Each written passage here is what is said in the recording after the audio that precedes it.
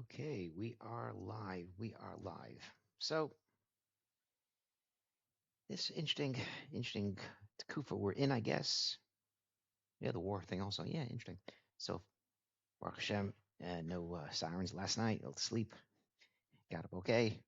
Minyan, we're doing these backdoor minyanim because the shuls don't have enough space, fortified space, mamad. So we're doing the backyard minyanim. So back to the COVID days, but Baruch Hashem last night was quiet. Got me able to sleep through the night, which was great. So this is an interesting idea I wanted to kind of tackle, which came up a couple of times in the learning this week, is idea of forgetting, forgetfulness, forgetting the Torah, forgetting things. This happens. Let's be honest. Very few people, and everyone knows people that have photographic memories. So we have a couple of guys in our community, brilliant geniuses, don't forget anything, fantastic. Or Hirschsprung, it's different. Sadiqim, you know, people with great memories. And some things I'm okay with. I can see a guy that I haven't seen in 20, 30 years and go, Dor Golding. Or I remember he was on this color war team, or this guy was in this bunk and he said this. Some things you get. Unfortunately, some things you forget. And one of those Torah. Some people remember better.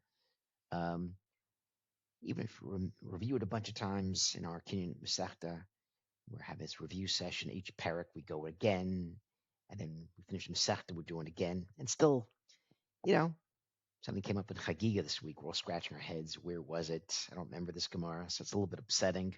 You think you know it, you think you got it, but you forget things. The question is, why is that? Why do we have that?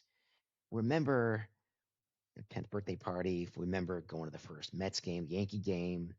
You remember the Knicks. You remember your first Nets game. You first returned to the Kotel 30 years ago. As far as yesterday, what was that? What did he talk about? What was the Gemara for yesterday? Just some things of Torah, just things it's just so difficult to kind of get it. So why is that? Why is that? Why can't it be perfect? Like, you have a USB drive or something on the cloud. It's always there. Yeah, why is that? Why do I have to struggle with this forgetfulness? Can't forget Torah. Forgive us, Chai B'nafsho. It's a really big deal. You don't review it, you forget Torah. It's a big deal. You could remember something wrong. You forget things. It's such a big deal to remember. So why do we have this struggle? So let's talk about this a second. There's this hearing Torah, is understanding Torah, there's reviewing Torah, and then there's something that comes engraved, hakuk, in a person. That's something I want to talk about really. This parsha, we know it's Choros Aluchos. The Torah was Choros Aluchos. In this week's parsha, they break the Torah, the Egel. But the idea is that is engraved in the Luchos. The question, why is that? First Luchos, didn't survive too long, unfortunately. So important that it was Chakuk. It could have been written. Some things are written on the paper. It's there. You don't need things inscribed in the paper. You don't need things engraved. You go to a cemetery, things are embossed, things are engraved. But what's the point of Choros Aluchos? The Mari Naim has an interesting idea, is that there's Choros is Cherus. Cherus is Choros. That there's freedom in the engraving. That when you have it engraved, there's certain Cherus. There's certain Cherus. When you have a Torah is engraved in a person, that person's really spiritually free. You're a free person. So at Har Sinai, we go back to Har Sinai. And Merinaim brings the Chazal that each person got two crowns. You got Nasa, you got Nishma, you got these two crowns. And life was good. Hashem got rid of death in the world. We were in a perfect state like Adam before the sin. Har Sinai, we're totally pure. And then the Egel comes, as we know, and we lost this idea. So this pure state that we were in, we lose this. But Shabbos, Moshe brings us the crowns back. These two crowns of Nasav Nishma, Av and Yira, we got at Har Sinai, was taken away, but Shabbos comes back. This Neshama Yisera, this extra Neshama that we get every week, is Moshe returning it. Yisra Moshe Manas Chalko. He got this portion of the Torah and the two crowns, and it gives it back to us. Every Shabbos, we reconnect with Har Sinai. This idea is chakuk in us. This idea that at that moment, thousands of years ago, the Torah was chakuk, and it was chakuk on us, but we lost it. This idea we come back to, this idea that it's engraved in our souls, that comes back to us. And that's why Shabbos is this powerful day. The Mishnah tells us that even an Amoritz is believed on Shabbos. So, Tzaddik brings it down a million times. That's why I remember it. I don't remember anything else in Demai except for this Mishnah, the last Mishnah Demai. Amoritz is believed on Shabbos. So, Amoritz, guy, he's a farmer. He has oranges, he has apples, grapefruits, whatever it is. And you trust him. You buy stuff. And whether he's not there anymore, so you buy the oranges and come out the next day. You see this guy doesn't know much about halacha, doesn't know too much. Did you take Meister Trumov? Yes, no. He may be lying. He may say, "Oh yeah, I did. Of course I did." Please. Or he may be lying because he wants you to come back next week. He says, "No, you're not going to come back anymore." So you can't really trust him during the week. So Demai, you can't really. Suffolk Trumov, you do it again. But Shabbos, you believe him. So if you see this dude in shul, he's a farmer and he lives in Yishi. Okay, near Beit Shemesh. Then you see him on Shabbos. He's walking down the street and you say, "Oh, Shabbos, Shabbat Shalom." And you say, "You do Truma on Wednesday, Thursday. I bought stuff from your farm. Did you do it?" Of course I did it. You believe him on Shabbos. A Jew doesn't lie on Shabbos. This idea that the Shabbos is chakuk on a Jew, this is something that's engraved in us. Even though, and the Gemara says, even if you do Avodah Zarah, you're forgiven on Shabbos because we're back to before sin. We're back to before the Egel. We're at Har Sinai. We're like Adam. Okay. So now we're back to where we started from, really about forgetfulness. See, didn't forget. There's two things. You forget because maybe you never really got it properly. Maybe you forgot it because you really didn't put effort into it. Maybe you learned it once. Okay, you're looking at your phone, looking at the watch. You're thinking about the Mets, so you learned it. You did it to Daf Yomi, you did it 2x, just like now you're doing 1.5 or 2. So you don't really remember it because you didn't really, it didn't part of you. It's still external. You didn't learn it, you didn't hear it properly. So of course you're not going to remember it. You didn't really get it the first time. But this second forgetfulness, and Rabbi Biederman brings in the Bear Parsha book of this mashal of the Baal Sulam. It talks about that. This is mashal, pretty interesting, I think. His king owes huge favor to a dude in the town, saves him, whatever it is, not too important, you know. And the king says, "You have 2 hours. You just open up the treasury, and whatever you want to take out, you take out. 2 hours is all yours." So this guy goes home, brings all his shopping bags from his house, puts in his pockets, runs to the king's treasury, doors open, and timer starts. Goes in and collecting gold and silver and putting in his bag, and he's, this is great. This is more than clever. He's struggling with it. It's really heavy, but he's like, "My gosh, I take this out, I'll have everything I ever needed. I'm good to go. This is awesome." And as he's going out the door, a guard stops him at the gate. Says, "You stealing?" He says, "No, not stealing. He goes, 'King, let me do this." The guard takes the sack and he throws it on the floor, scatters it. And the guy's like, "Oh, screw it." Guy runs back inside. He has another bag in his pocket. And he does the second time. Again, another 20, 30 minutes. And time's starting to run out. Again, as much as he can carry. He's going. And another guard stops him. And what do you do? Takes the bag and throws it on the floor, scatters. Third time, and a fifth time. The fifth time, it's already almost 2 hours. And he's gathering what he can get, as much as he can get. Now, he's got the last bag. He only has only a few minutes to leave. And as he's leaving, he sees the guards there. But this time, the guards have the other 4 bags, all stuff packed nicely.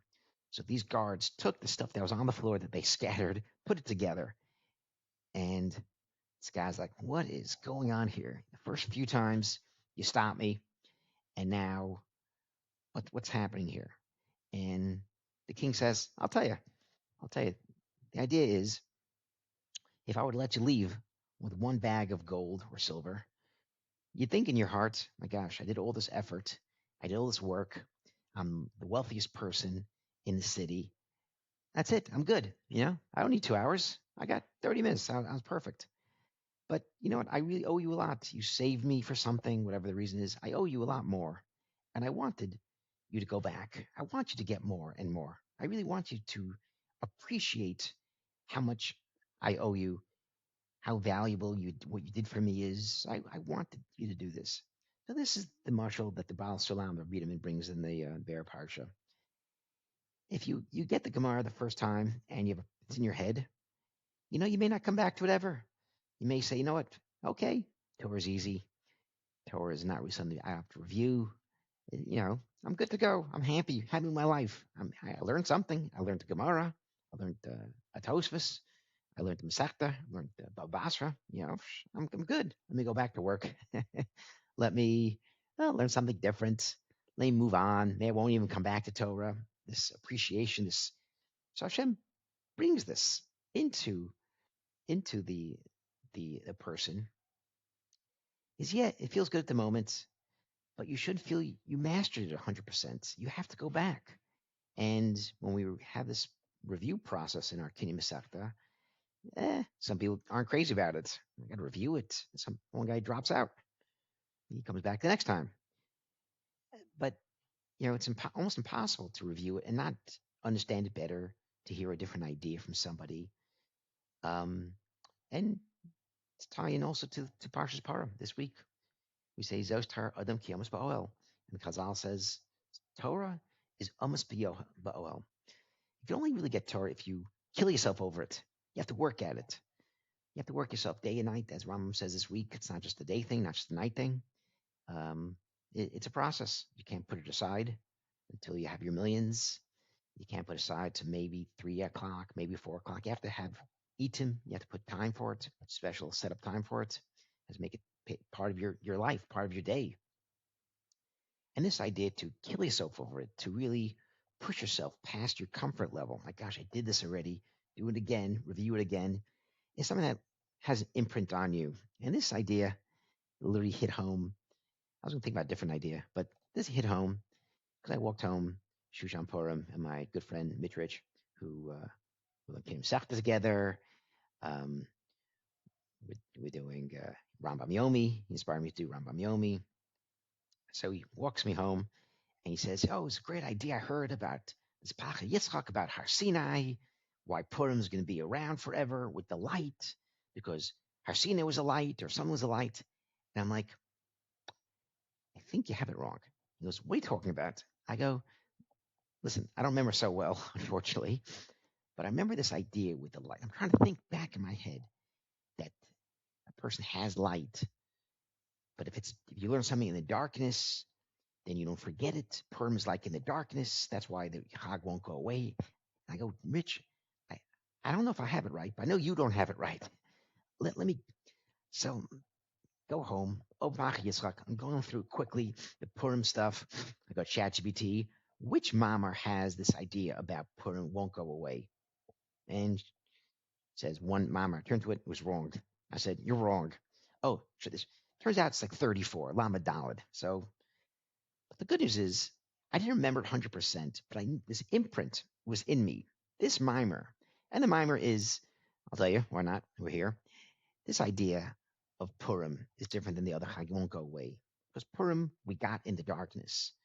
So, for example, and the mushal I had was different, but the mushal that, again, it could be any mushal, but Rav Hutner brings this mushal down, is if you recognize your friend down the street when it's 12 o'clock, the middle of the day, you see him from far away.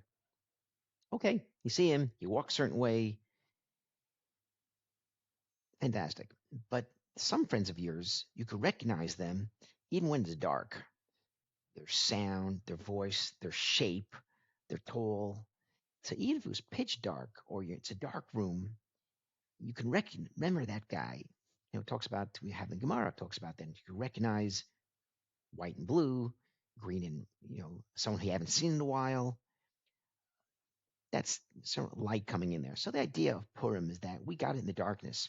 If you can recognize Hashem in the darkness, they'll never go away. That's a talent you always have. Think about it. You know, something you could do. Twisting balloons. What the heck? You know, I could do it with my eyes closed, theoretically. So if something you know really well, you could do it blindfolded. So if I close my eyes, I don't know if I can make a coffee or drink my coffee blindfolded, but as far as twisting a balloon, I think I could do it blindfolded, some shapes. If you could do it blindfolded, it's in you. And that's the idea that Rev Hunter brings down. And this idea, again, tying it back to forgetfulness, it was in my head, it was in my heart, the imprint of it. I didn't remember 100%. But the fact that I had to, my gosh, that bothers me. I didn't remember 100%. I ran home. I don't know if I ran, got home fast, opened up the safer. That's the idea that we have. So, in this idea of Rav Biederman, and it brings the balance to Lam, this idea that I thought about with the Pocket Yitzchak is forgetfulness brings you a little bit closer because now it's really engraved in me. And a year from now, I'll probably remember the story that Mitch Rich stopped me at Shushan Purim, this Pacha Yitzchak Lama Dalet, and maybe you'll remember it too in a year from now or next week. And this idea leads us to what forgetfulness does. It's not really a flaw in the system. It's actually a way to make it better. The fact that you're bothered about it and you're forgetting it and it bothers you, and to revisit it, to make it that it's imprinted, engraved on your soul, that's, I think, what the forgetfulness is all about. So really, Torah is heard, it can be forgotten. If you review it, you remember it. But if you struggle with it and you go with it over and over, and you write it down, and you kind of really becomes part of the struggle, that becomes engraved. So sometimes forgetfulness is part of the engraving process. And with that, Shabbat Shalom. Be safe.